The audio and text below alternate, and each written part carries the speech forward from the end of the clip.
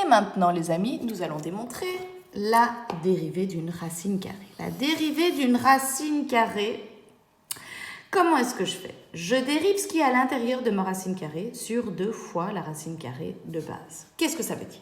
On y va. On va direct démontrer cette formule. Je démarre de membres de gauche. OK?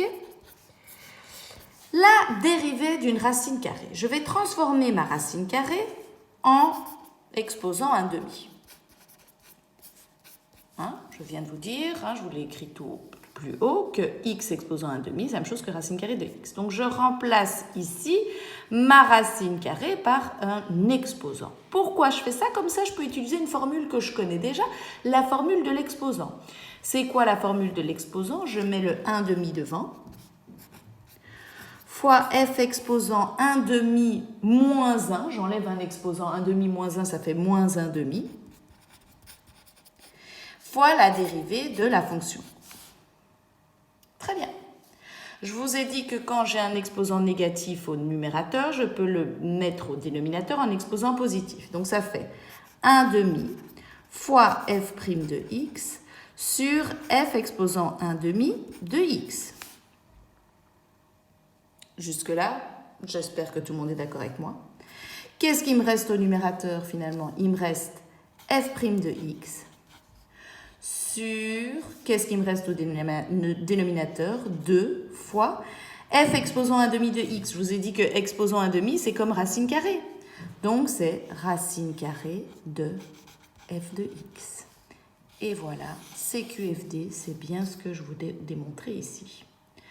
Donc, en fait, si je reprends ma petite formule qui est là, et je vais directement à la page 101 avec l'exemple, d'accord? Les exemples, finalement, c'est plus parlant. Donc, j'ai bien une fonction racine carrée que je demande de dériver.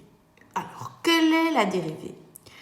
Quelle est la formule? C'est égal à f' de x, c'est-à-dire que je prends ce qui est dans la racine carrée, il y a un peu moins de place, 3x carré plus x plus 4, que je dérive.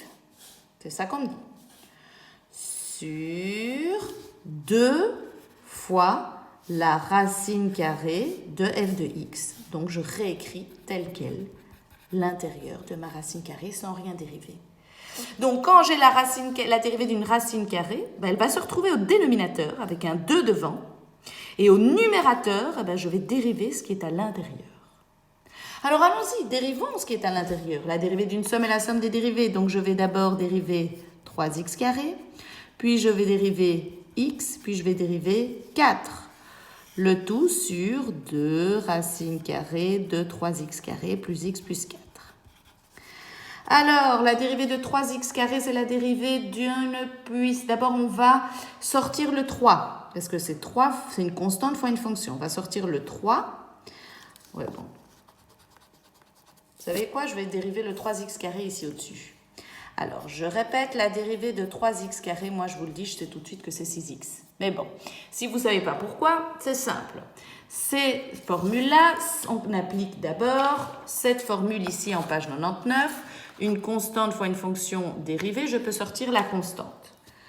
Donc, je sors la constante, ça fait 3 fois la dérivée de x au carré. Ensuite, je prends quelle formule? Je prends la formule de la dérivée d'un exposant.